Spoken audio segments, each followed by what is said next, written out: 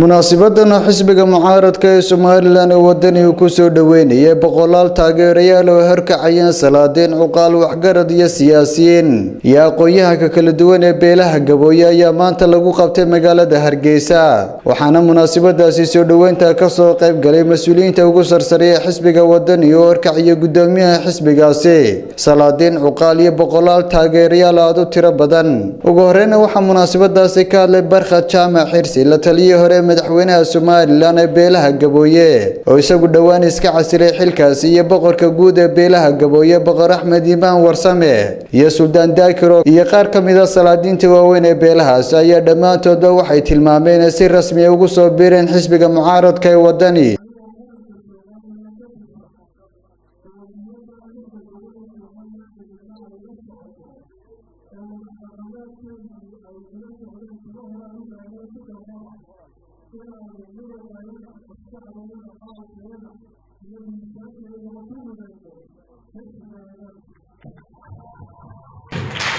dawladda dalal doonta ee garwadaanka ka noqon doono madaxweynaha mustaqbalka oo hore iyo dambaysaba aan u rajaynay una sheegnay waxaanu ka doonaynaa madaxweynaha laftirkiisa waxaanu ka rabnaa wasiirada inay noqdaan oo wadani laga helo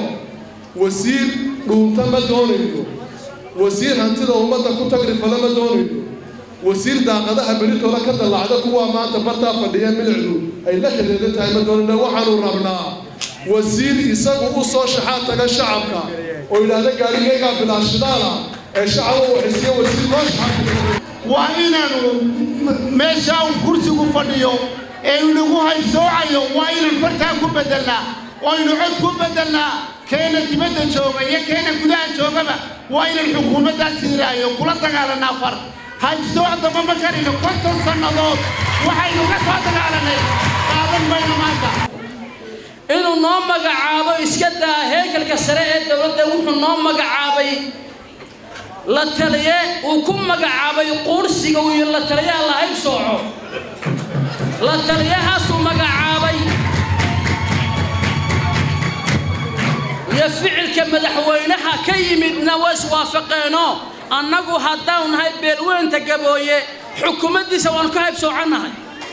sidoo kale iyaguna waxa munaasabadaasi ka hadlay gudoomiye ku-xigeenka koobaad ee xisbiga mucaaradka ee wadani mudane Axmed Muumin Seed iyo xogyaha guud ee xisbigaasi mudane Maxamed Cabdilaahi Urcade iyo la taliyaha gudoomiyaha xisbiga wadani Marwe Faadimo Siciid Ibraahim ayaa dhamaantoodba sheegay in si rasmi ah ugu soo dhaweynayaan beelweynta Gabooyo ee maanta ku soo biirtay xisbigaasi Cabdiraxmaan Maxamed Cabdilaahi Cabdiraxmaan Cirro gudoomiyaha golaha wakiilada ahna gudoomiyaha xisbiga wadani oo isaguna halkaasi ka hadlaya waxa uu sheegay in xisbiga mucaaradka ee wadani yahay xisbi qaran isla markaana ay u furantay in cid kasta ay ku soo biirto isagoona gudoomiyuhu tilmaamay inuu si ballaaran ugu faraxsan yahay ku soo biiritaanka beelaha Gabooyo ee maanta ku soo biireen xisbiga wadani isagoona mustarcirra uu halkaasi ka sheegay ballanqaadyo kala duwan oo uu sheegay in haddii talada dalka ay ku guuleysto xisbigiisu uu ka qaban doono baahiyaha kala duwan ee haysata bulshadaasi inaan lagu soo dhaweeyo dhammaan beelaha Gabooyo oo ay hogaaminayaan salaadiinta boqorada cuqaasha aqoonyahanka siyaasiyiinta dhalinyarada iyo haweenka waxaa leenahay walaalayaal ku soo dhawaada insha Allah dowladda wadani wasiirka ugu horeeya meesha ku soo jeesan doona waxay xaq u leeyihiin inay ka mid noqdaan madaxda laamaha kala duwan ee dowladda waxaan rumaysanahay inaad ixtiraamka Soomaaliland iyo dhaxal u tihiin safiirka ugu horeeya dowladda wadanina wuxuu noqon doonaa beesha haddii la yahay Suldaan waxaan leeyahay adigana codkii baa lagaa rabaa xisbigana waxaa laga rabaa ballanqaadkiisa inuu ka qaado